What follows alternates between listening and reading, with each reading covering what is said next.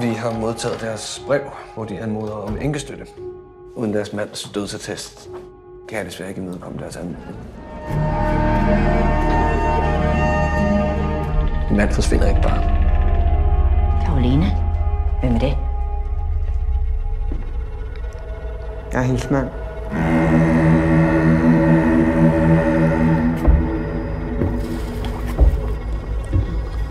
Har du været? Så jeg har fået et nyt liv. Om forladelse. Verden er et frygteligt sted. Men vi bliver nødt til at tro på, at det ikke er sådan.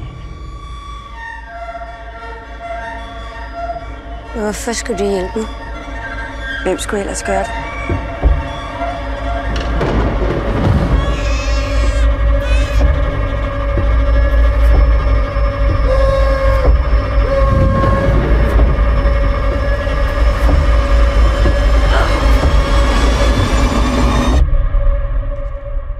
Hvad gjorde du med dit barn?